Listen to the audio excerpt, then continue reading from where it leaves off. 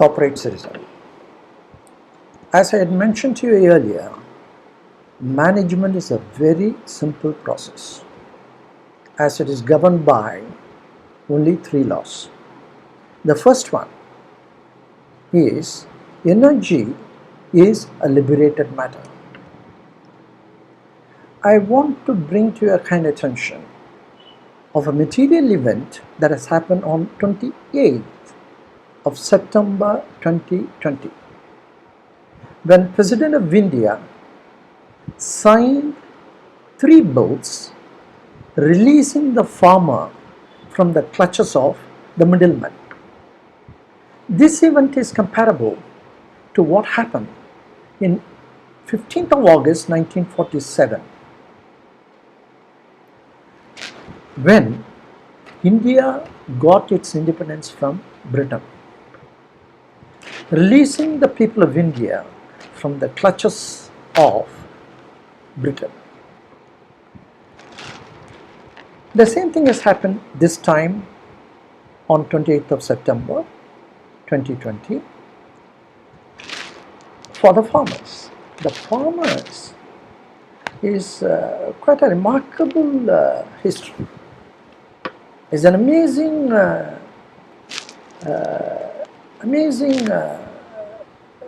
slavish way of dealing with the farmers. It was in 18th century that they brought a zamindari system. A zamindar was appointed by the British to collect the dues from the peasants and pass it on to the UK government. That continued until 15th of August 1947. But it continued subsequently too, even after the independence. And zamindari system was abolished, but it was replaced by very many middlemen. That continued until 28th of September 2020,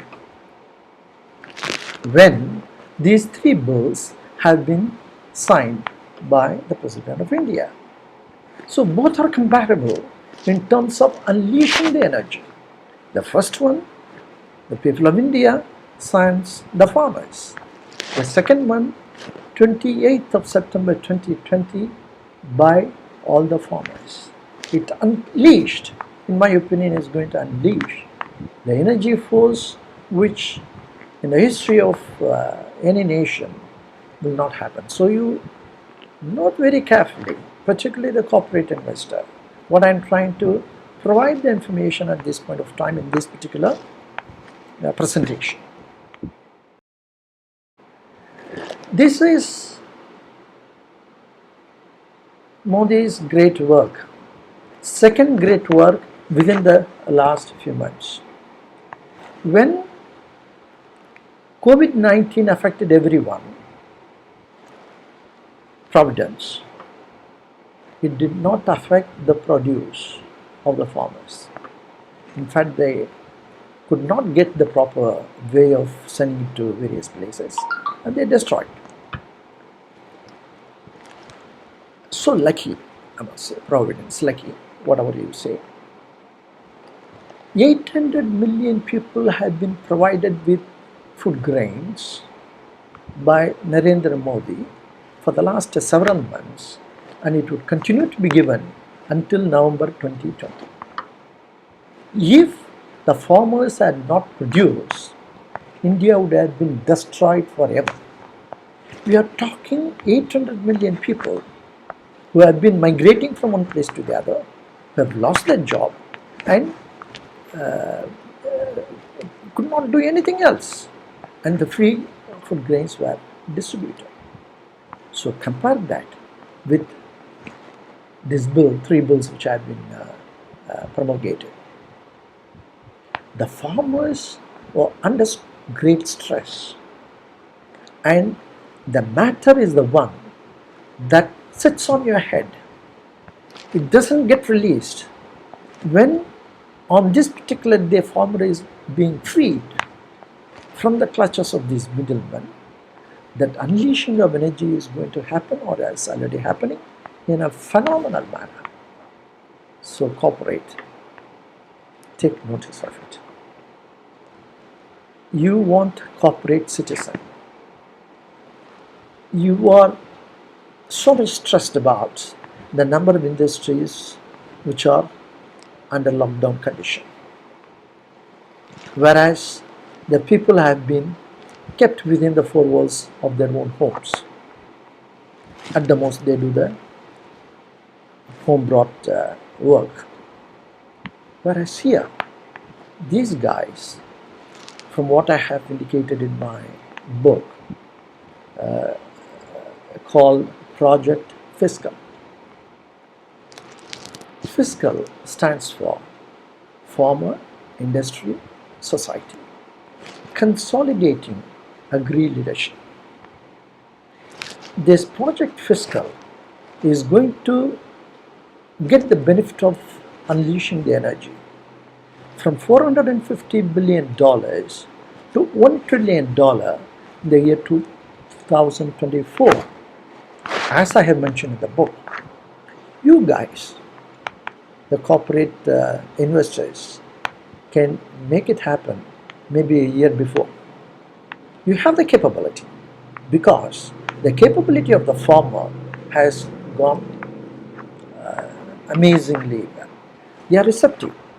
In this presentation, I am presenting this FIS, Farmer Industry Society, what it stands for, how it is going to benefit you as an investor, how it is going to increase from $450 billion to $1 trillion as a agriculture industry. Is opportunity, is an event which I had mentioned in my book very specifically, that unleashing the energy of farmers, I want to bring it to the corporate citizen. Because on a comparable note, corporate, as I had mentioned in my earlier talk, is a hierarchical one-man call center. So the energy of corporate is never unleashed. Unleashing the energy, which is there in my chapter 1 of my book, Causality. Please have a look at it. You are not doing it. But the farmer of 55% of the India's population, roughly about 700 million people, are associated with agriculture. These 700 million people, energy, or the pulsating energy, is going to be unleashed. You guys, even a company with a 500,000 workforce, you are not unleashing the energy. So the matter which is sitting on the heads of corporate has to be released if the energy has to multiply. That's a different story. But the story which is happening is that of the farmer. I will give you the information in this presentation, how it is going to be taken up from $450 billion to $1 trillion for a continued way of sustainability of profits and growth. In the previous one I said, sustainability of value system alone can take you the sustainability of profits and growth, not otherwise.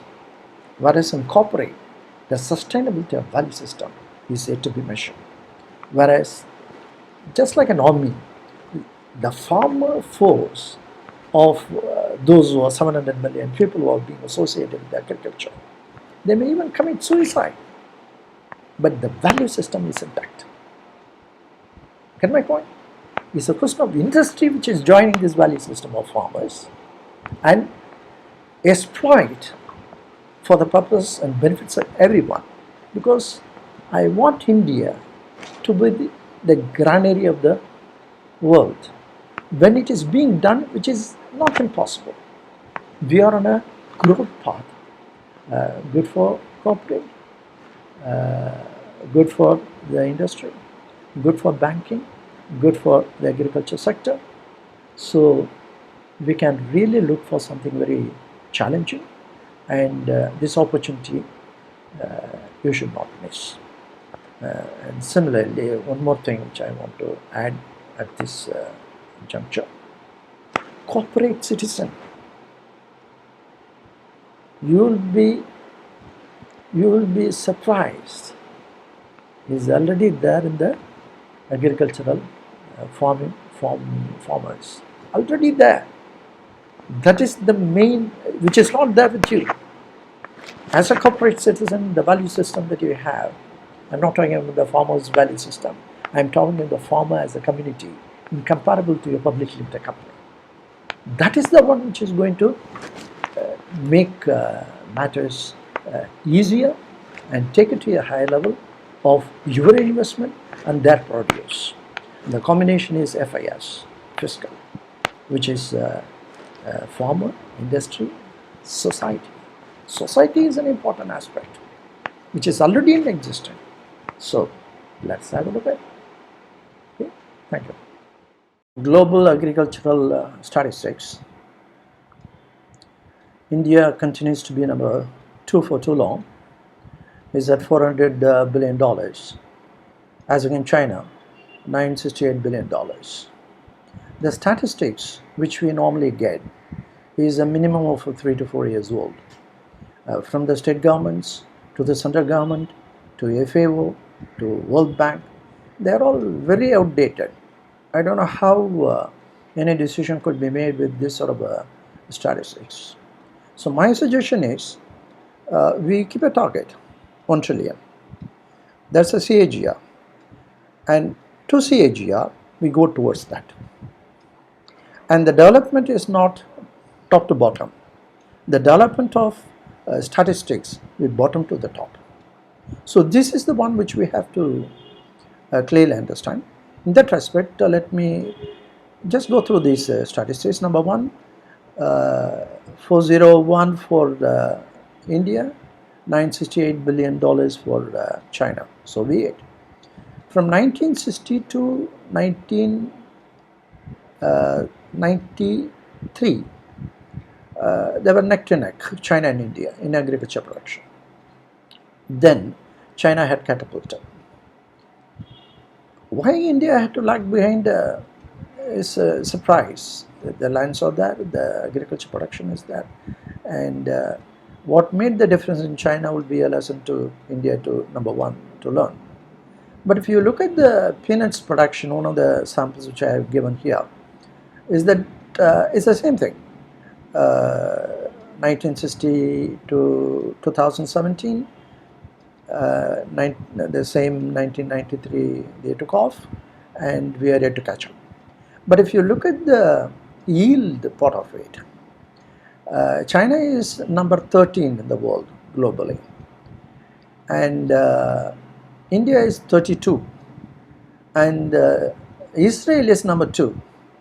So if you are targeting $1 trillion, yield is a very important factor. It could be due to any number of reasons.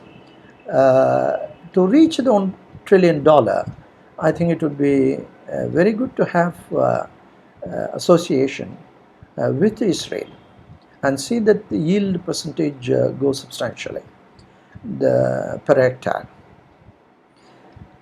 The number of hectares may be the same, I'm not sure, between what it was in 1993 and what it is now. So let us target $1 trillion in that basis and arrive at how to go about it. There is like for Indians who knows cricket very well, is playing an ODI. This is the same thing for the private sector also, the corporate also. You are creating a strategy plan for 5-year plan and go back to dig all that past data and keep on doing the same thing. That is ex post facto, we do the variance analysis. The previous one I did talk about the goal congruence. The goal congruence of agriculture sector for India is $1 trillion. Single goal. And how to go about it? Let us find out. FPOs as emerging corporate citizen. An FPO is a farmer producer organization. A farmer is eligible to join an FPO by buying a share of, say, one share of 1,000 rupees. Likewise, about 1,000 farmers join together to join a FPO, totaling about 10 lakhs rupees. The FPC is a farmer producer company. An FPC may have about any number of FPOs under the governance. They may give guidance and give all the help that is needed for the FPO. The FPOs are being created like a joint stock company, a public limited company with a shareholding and share capital.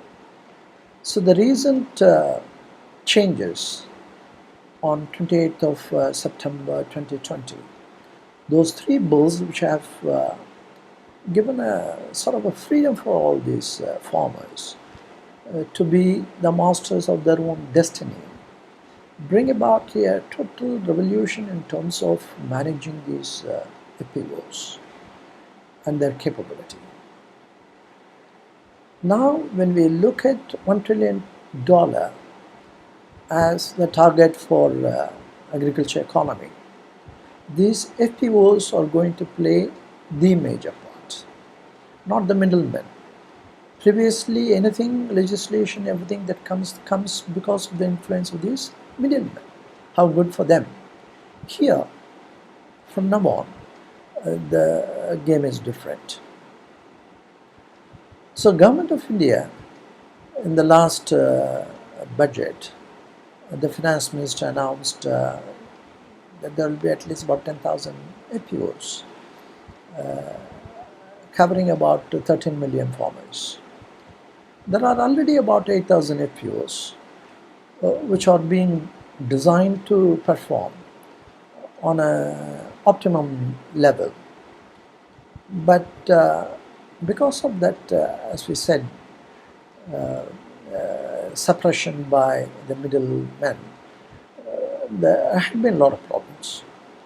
Now that those problems are being removed, we could expect substantial changes that will be coming.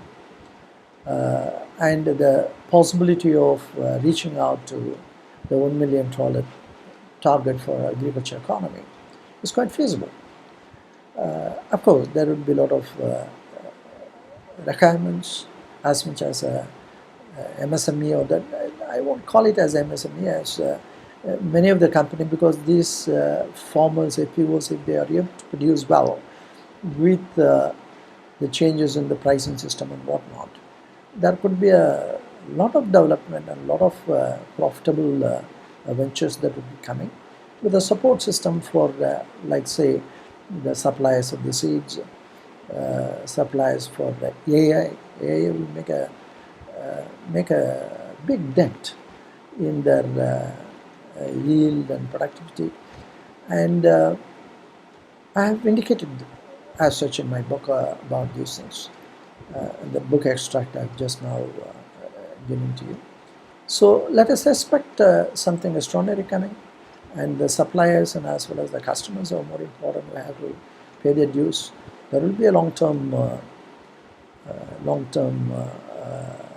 arrangement where the suppliers are being taken care and the customers pay back properly.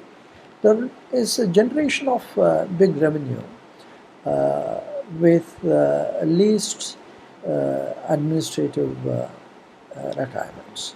So we can expect things to change very positively. Let me give you about a director of Guchpro, one of the APCs who have about 30 FPOs under them, governing about 40,000 farmers. Mr. Kuldeep Solanki, for you. I represent Gujpro Agribusiness Consortium Producer Company, which is a federation of farmer producer organizations in Gujarat. Our mission is to advance the business and policy interests of these FPOs, farmer producer organizations. One of the major issues with smallholder farmers is they do not get remunerative prices post-harvest. We observed that most of the farmers after harvest, they have to immediately sell their produce in the market. This could be out of their immediate financial needs, or it could be either lack of or poor storage facilities within their residence or within their village.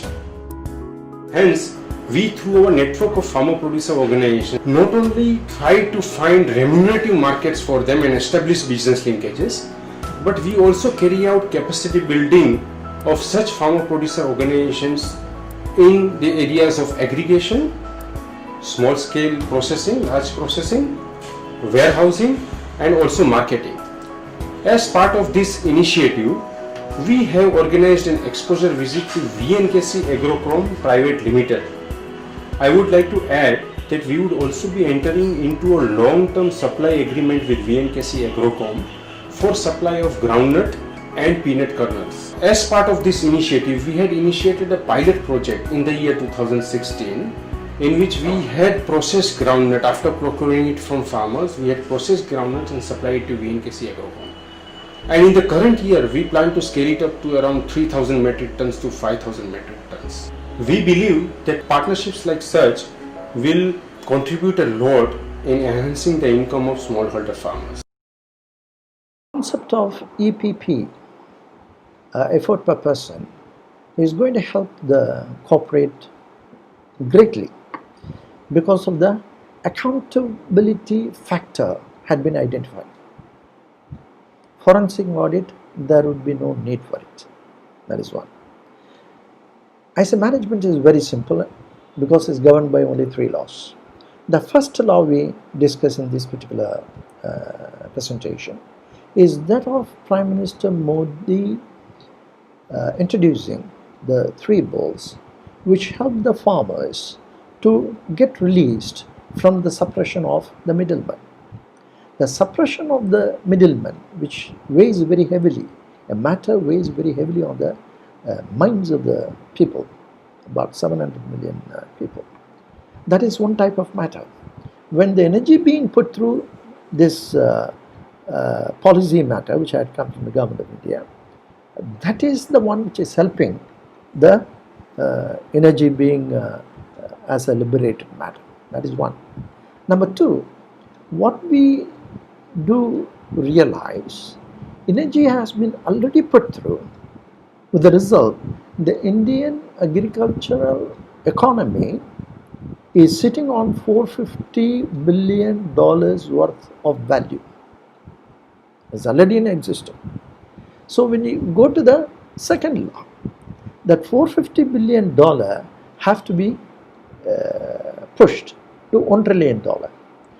The second law says is a matter waiting to happen. The matter waiting to happen is that the $1 trillion is waiting. It has to happen if the energy is being put through. That energy, we have to go to the third law. The third law says matter and antimatter, when collide, give a pure energy. So this is the effort, intangible, antimatter, effort, all are same. So that is purely for a single person. It is not a nuclear bomb that you energize, the whole city is bombarded. It is, in this case, each person has to decide to take action or not to take action. It is his or her privilege. The denominator is intangible, or which is the effort that you are putting through. Common to a potter, common to a nuclear scientist. So the value of that intangible is 1, is a constant. And the numerator, action or inaction, that is 1 or 0. So you have a binary value of action or inaction. So return on intangible is an equation that is being applied for second law. To do what? To move that $450 billion of matter and energize it to liberate the matter from toward $1 trillion. When you do that, 450 billion goes to 500 to 600 to 700 to 800. As and when an optimized level of performance, it is being pushed to law number 1, the first law. Otherwise, it will get stuck here at the second law. So the inactivity should not be there. If you have planned properly, as the book has given the wonderful strategy planning area of 6 stages, and come out with a proper strategy plan, you are in the process of optimizing your effort.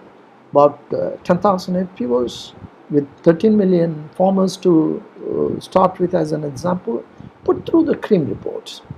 Corporate governance and risk management and the earnings and accounting quality and management quality in exceptionally optimized level of performance by each and every person to whom a particular task is being given. It is not even a team. Your task is being assigned to 5 different people, and each person are yoked together as a team but work independently. So there is no question of teamwork. There is no question of teamwork telling that I don't know who had done this and who had done that what. Each team member is responsible, accountable for the job that is being assigned. That depends upon your strategy plan. So 1 trillion you put through, and you play like a ODI cricket. You have the target of 2024, and you know the run rate. If it is an optimized level of 5, then you are reaching on a daily basis what you had set yourself for 4 years hence as $1 trillion. When you say on a daily basis, CAGR is being converted into CDGR, and then you work towards the performance and the optimized performance. And that again is governance. Governance is a dynamic function. You can't wait for your balance sheet and P&L being prepared after the month and keep talking about your adverse variance and keep fighting within yourself. You have a target of 1 trillion. You have got the assignment of what is to be done. If you have the 10 bricks every day, I have to go and put it for building the factory. My job is over. Like that, I have got about 13 million people to do that. If one particular team gets an average, say about 4 instead of 5, because what is given in the book, let me tell you, each person optimal performance is 5. There are 5 people, 1 ethical responsibility and 4 the fiscal responsibility. Each person does their job, one's own job. That is 5, 5, 5, 25. One person doesn't do out of the 5, then it becomes 20 or 24. The 24, assuming the one person is not up to the mark and performs only about, instead of 10 bricks, I take only about 8 bricks. Then I have a problem. I get the credit of only for 4 points. So you got 24. 24 divided by 5 is 4, because only integer is being taken. When it is being done, we are talking about 13 million people with about 2.6 million teams being created, and one particular team gets about 4, and the rest of the among 2.6 million teams got 5, 5, 5. Because of this one team, the whole process gets only 4. Get my point? It's a very important aspect of effort per person. One person can change the whole atmosphere, but the intention is to bring him up to the level of 5. So there will be a competition for among the 2.6 million teams. Each team wants to achieve the performance at the optimum level. When it is being done, you have a tremendous potential in terms of enthusiasm, in terms of competition, a healthy competition. You are not going to accuse because of that fellow has not brought this and this fellow has not brought this. That depends upon the stage 5 of the strategy plan. You got to get the right persons and give the right tasks, and the tasks are 1 trillion, and it includes outsiders, includes even third-party assurance consultants for say HACCP, for TQM, for various factors. That is what M stands for, management quality. So everything when gets managed to a corporate as a whole, to each FPO, so 10,000 FPOs, each FPO is identified. So there is no separate rating for a company, whether corporate or FPO. It is the individual rating that adds up to that of the FPO. When there are 10,000 FPOs collectively, when you say each one is being added up to total of comprising of 13 million farmers, for example. So this is a concept which same thing would come to the corporate also. The corporate citizen has his or her own rating. If there are 500,000 people in a company, the 500,000 ratings are available, how they perform, and that makes up the rating for the company. If everybody does well, and they have to, with this EPP, you have a performance analysis coming through on a daily basis, governance being the dynamic function, but the linear expansion takes place. That is, from 450 billion to 1 trillion, there is no quantum jump. Everybody, 13 million farmers and other people have to do their job in a methodical manner. That is second law. Second law states matter waiting to happen. That is the one inactivity. The matter has to be moved. The management is very simple because the intangible, which is the effort that we put through, pushing it from one space to the other, is all manageable part. If collectively when we do it, what I am giving is only a platform, only a calculator, how it is being done. Whereas actual this thing has to be done at the ground level. When it is being computed and is being brought about on a daily basis, there will be a tremendous progress that will be coming, and it is possible to achieve. With all the capability of men, I would like you to go through the chapter 2 of my book, Who Are You? And that will give our capability is something beyond imagination. $1 trillion, we can very easily do that. In a democratic country, we are not China, that somebody puts a notice that I have to carry instead of 10, I have to carry about 20 bricks every day. No. You selected me to carry 10, I will do 10. It's a democratic country. We are in India. So the India is capable of taking that to that level of $1 trillion in about 4 years. As I said earlier, could be good. I would like to see these corporate investors, FDI coming, put $100 billion in this. Is going to benefit not only this country, every investment, because the CREAM report is going to make a lot of difference. And EPP is how each person has functioned. As well as that.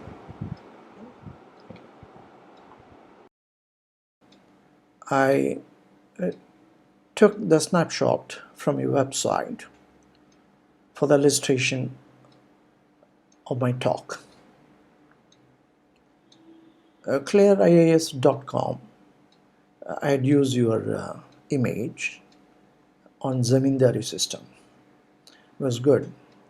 It fitted exactly what I had earlier talked about it. Praveen Jain, your photograph was really good on migration of the families. NASA, hardly 15 seconds, the whole Big Bang is being connected to. And Guch Pro, thank you, I have included your talk, Kuldeep, on Guch Pro. Thank you very much all.